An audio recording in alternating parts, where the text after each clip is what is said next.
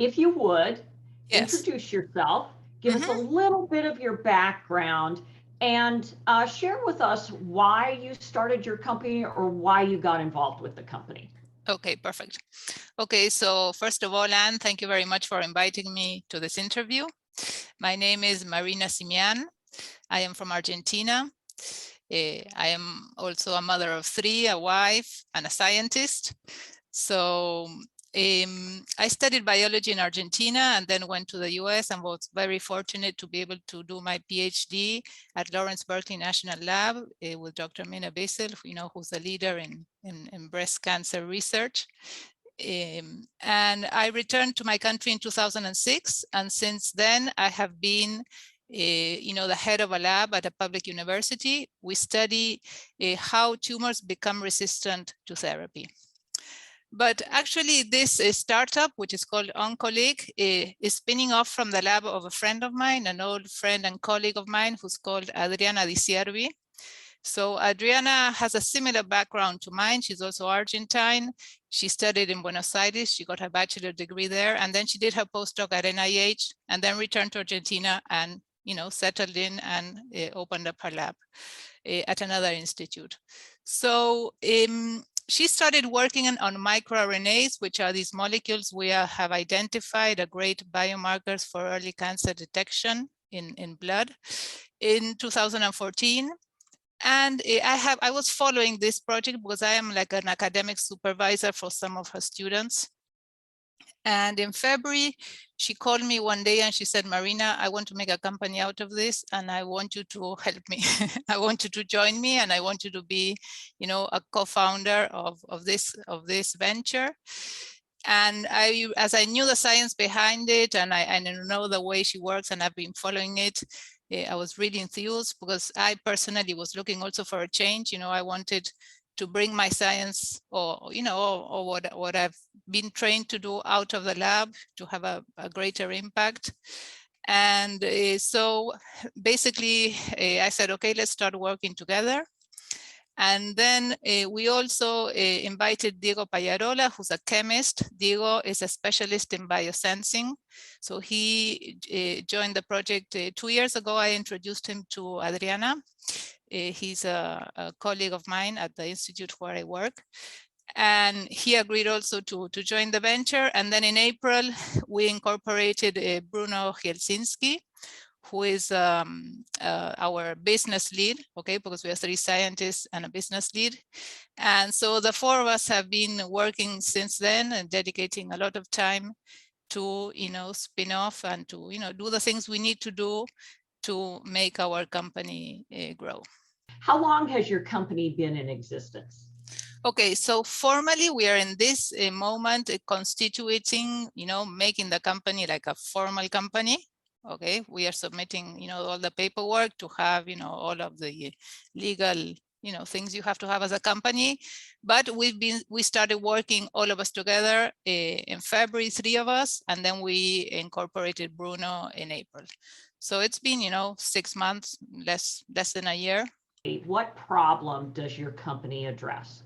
Okay, so our company addresses the problem of cancer screening.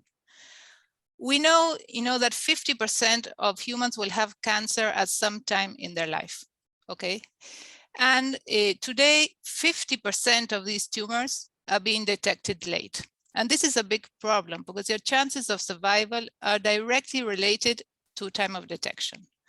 So if your cancer is detected early, your chances of survival are around 90%. However, if your cancer is detected late, that means that it has spread to other regions of your body. Your chances of survival are around 20%. So this is really a big problem. And then there is an additional issue here, is that 71% of people who die of cancers that arise in organs that have no screening. So, we all know what we screen. So women, we go into our gynecological screening and we test our breasts and a couple of more organs, but this is not enough. We have many organs in our body, and we should be looking at them all with more attention, I believe. In very simple terms, tell me specifically, how does your innovation work? Okay, so basically our innovation would be incorporated into your yearly blood work. So in the same way as you check your cholesterol or your blood sugar, you would destine a small portion of this blood sample to measure certain microRNAs within your blood. So microRNAs are some special molecules that are produced by your cells, and the proportion you have of these molecules in your bloodstream changes at the onset of certain diseases. It's not only cancer, okay? So for example, when you start developing Alzheimer, you also have changes in microRNAs in your bloodstream. So for each type of cancer, certain microRNAs lose the balance, and we can detect those that are upregulated, those that are increased. And basically, if you would have a positive readout, with your blood test, then you would have to go to an oncologist and have further studies.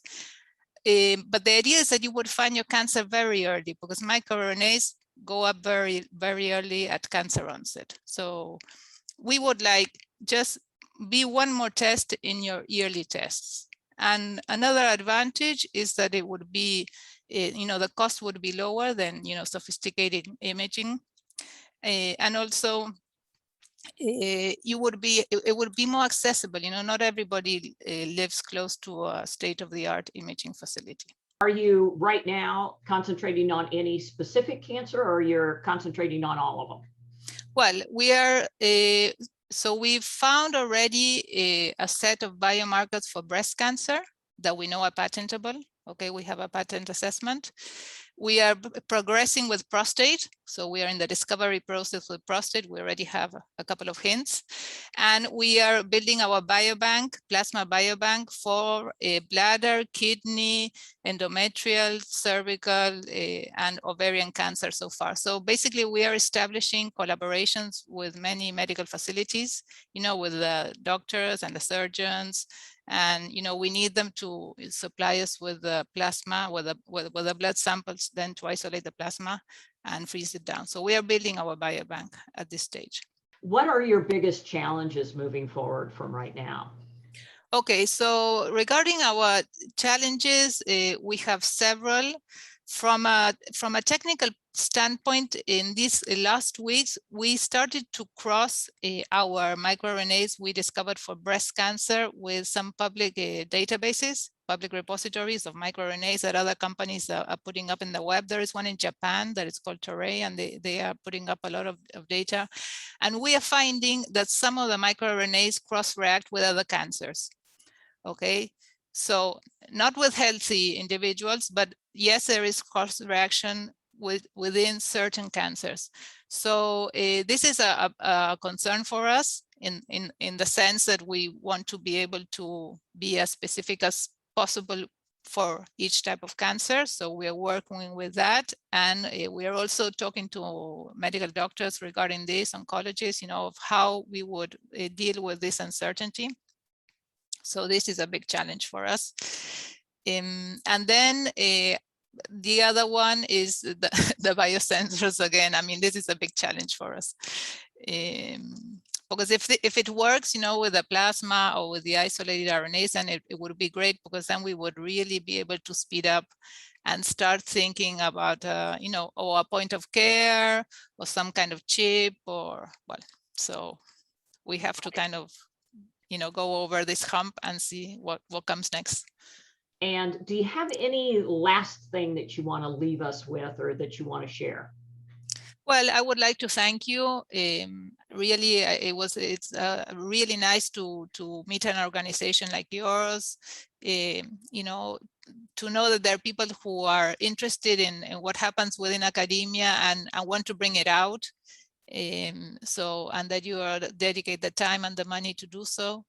So we are very happy, whatever the outcome. It's until today it's been a great experience, very humbling also. So I don't know, I would just thank you for the time, and thank you for the experience, and for making us also think about all these questions that you are asking us. Thank you for watching the Lowdown on Cancer presented by the Cancer Fund. To learn more about what's coming in future episodes, visit us at www.cancerfund.com. While you're there, check out past episodes and be sure to click Join Us to become a member of the Cancer Fund community. As a member of the community, you'll receive early access to new interviews as well as other announcements. Make sure to connect to all of our social media channels so you don't miss a thing.